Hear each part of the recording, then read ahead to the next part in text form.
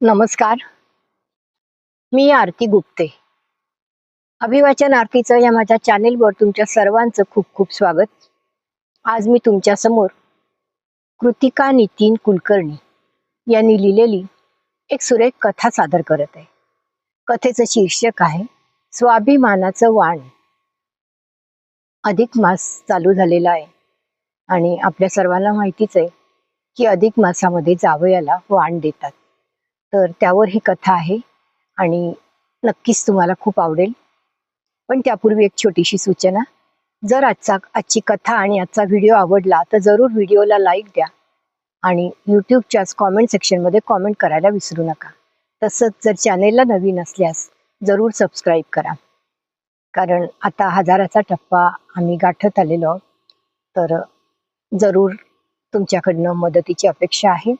जरूर सबस्क्राईब करा आणि ऐकूया तर.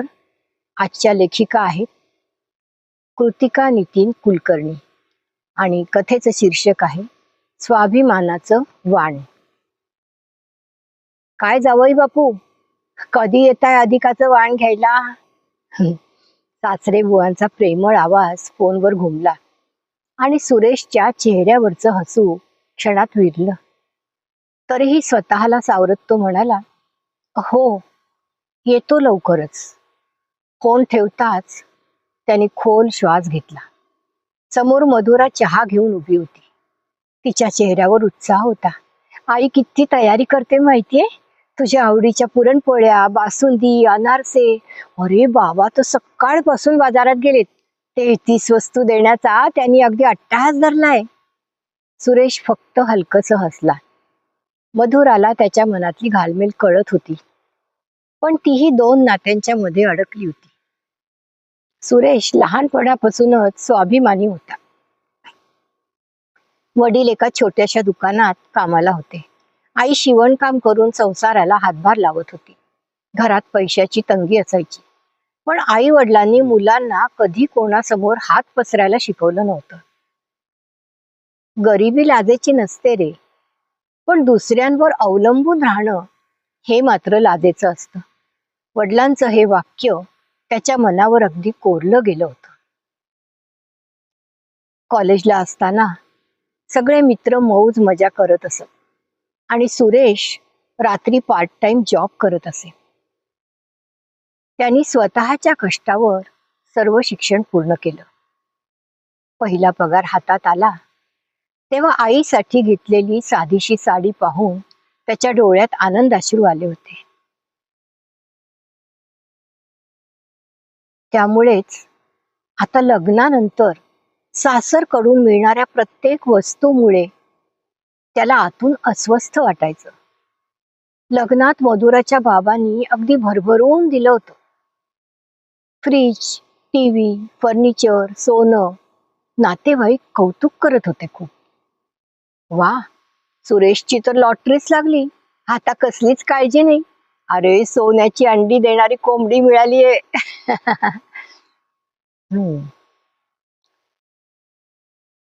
प्रत्येक वाक्य हे सुरेशच्या मनाला अतिशय टोचत होतं. पण मधुराचे बाबा वाईट हेतूने काहीच करत नव्हते. त्यांच्या डोळ्यात फक्त मुलीचं सुख होतं. लग्नानंतर काही महिन्यांनी दिवाळी आली. मग मधुराच्या आईनी अगदी मोठे मोठे डबे, कपडे, सोन्याची अंगठी हे सगळं पाठवलं. सुरेशनी शांतपणे मधुराला विचारलं, हे खरंच गरजेचं आहे का? मधुरा थोडी चिडलीच. अरे, माझे आई बाबा प्रेमाने देतात, तू एवढं का मनाला लावून घेतोस? पण अगं, प्रेम समजतं मला, पण प्रत्येक वेळी मला असं वाटतं की मी कमी पडतोय. त्याच्या आवाजातली वेदना मधुराला पहिल्यांदाच जाणवली. त्या रात्री मधुरा बराच वेळ जागी होती.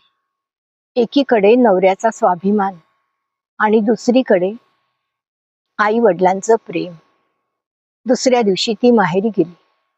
आई उत्साहाने म्हणाली, यावेळी अधिकाचं वाण अगदी भारी करायचं ठरवलंय मी जावयासाठी. मधुरा शांतपणे आईजवळ बसली. आई, तुम्ही जे देता ना त्या मागचं प्रेम मला माहितीये ग. पण सुरेशला प्रत्येक वेळी असं वाटतं की तो कमी पडतो. आईच्या चेहऱ्यावर आश्चर्य उमटलं. अगं, आम्ही कधी तसा विचार देखील केला नाही ग.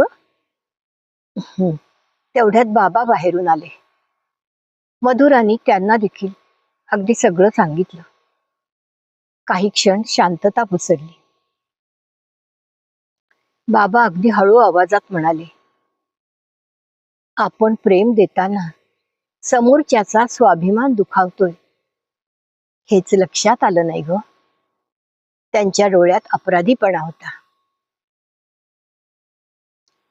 अधिकाचा दिवस उजाडला.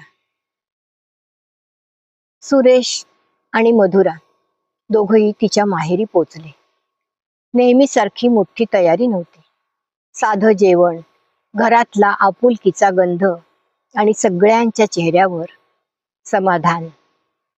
जेवणानंतर सासरे बुवांनी सुरेशच्या हातात एक छोटंसं पाकिट ठेवलं. सुरेश दचकला. बाबा, हे कशाला? हा, उघडून तर बघ. आत एक छोटंसं पत्र होतं. त्यात लिहिलं होतं, प्रिय सुरेश, मुलीला वस्तू देऊन सुखी करता येतं असं आम्हाला वाटायचं. पण तिच्या आयुष्यात तिचा स्वाभिमानी नवरा आहे. हीच तिची खरी श्रीमंती आहे हे आज समजलं. यापुढे तुला काही देताना तुझ्या मनाचाही विचार करू. फक्त एकच मागणं आहे, आमच्या मुलीला आणि आम्हालाही असंच प्रेम देत राहा. पत्र वाचताना सुरेशचे डोळे भरवून आले. तो शांतपणे उठला आणि पहिल्यांदाच सासऱ्यांना अगदी घट्ट मिठी मारली. बाबा, मला वस्तूंचा नाही, पण ह्या नात्यातल्या उपकारांच्या भावनेचा त्रास व्हायचा. आज तुम्ही मला तुमचा मुलगाच मानलं.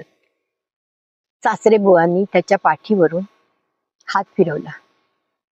पाठीवर हात ठेवून म्हणाले, आणि तूही आम्हाला परक समजणं सोड. त्या दिवशी अधिकाचं खरं वाण कोणाला मिळालं असेल तर ते म्हणजे स्वाभिमान जपत एकमेकांच्या भावनांना समजून घेणाऱ्या एका सुंदर नात्याला. धन्यवाद. लेखिका आहेत सौ कृतिका नितीन कुलकर्णी आणि सादर करती आरती गुप्ते.